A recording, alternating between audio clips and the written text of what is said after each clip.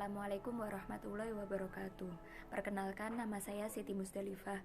Di sini saya akan melanjutkan materi mengenai osilasi tergandeng yang sebelumnya telah dijelaskan oleh teman-teman saya. Pada video kali ini, saya akan membahas mengenai osilator tergandeng pada tali dan juga persamaan gelombang. Baiklah, pembahasan pertama kita mulai dari osilator tergandeng pada tali. Dapat kita bayangkan apabila sebuah sistem massa yang diulirkan pada tali yang ringan dan memiliki jarak, seperti yang telah diuraikan pada gambar tersebut. Dari gambar tersebut, massanya hanya bebas naik turun secara vertikal saja.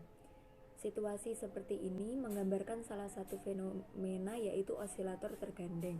Mode normal osilasi N dari massa yang digabungkan pada tali, rumus frekuensinya yaitu omega J kuadrat sama dengan 2T per MA kali 1 min cos JP per N plus 1, di mana J adalah 1, 2, 3, sampai N.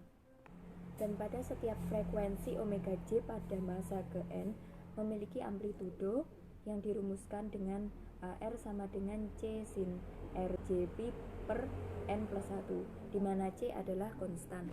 Fenomena osilator tergandeng pada tali yaitu ketika sebuah sistem massa dihubungkan dengan tali, bentuknya tidak seperti hanya pada gambar yang tadi, tapi bisa berbentuk seperti pada gambar berikut ini.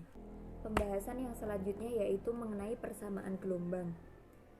Ketika getaran yang digabungkan dalam struktur periodik pada tali yang dimuat menjadi gelombang dalam media kontinu, maka diperoleh persamaan gerak massa R seperti yang dijelaskan pada persamaan 4.13. Akan tetapi, dalam mode normal semua massa berosilasi dengan mode frekuensi yang sama. Jadi, semua nilai perpindahan transversal memiliki ketergantungan waktu yang sama. Namun, pada gambar tersebut, A1 dan A2 antifase. Perpindahan transversal bergantung atas nilai lokasi pada tali, sehingga perpindahan transversal adalah fungsi dua variabel independen, yaitu waktu dan lokasi pada tali. Untuk contoh, jika Y sama dengan E pangkat I kali omega T plus Kx, ketika diturunkan terhadap fungsi T menjadi do Y per do T sama dengan I omega E pangkat I kali omega T plus Kx sama dengan I omega Y, dan do kuadrat Y per do T kuadrat sama dengan min omega kuadrat Y. Dan ketika diturunkan terhadap fungsi X, yaitu do Y per do X sama dengan I KE pangkat I kali omega T plus Kx sama dengan I KY, dan do kuadrat Y per do X kuadrat sama dengan min K kuadrat. Jika sekarang kita menempatkan perpindahan transversal atau YR pada posisi X sama dengan XR sepanjang tali, maka ruas kiri persamaan 4.13 menjadi yang semula do kuadrat YR per do T kuadrat menjadi do kuadrat Y per do T kuadrat. Kemudian menggunakan ekspansi Dirac-Taylor untuk menunjukkan Y dalam kurung X plus minus do X T, kemudian diperoleh turunan parsial dari hubungan Y dengan X seperti rumus berikut.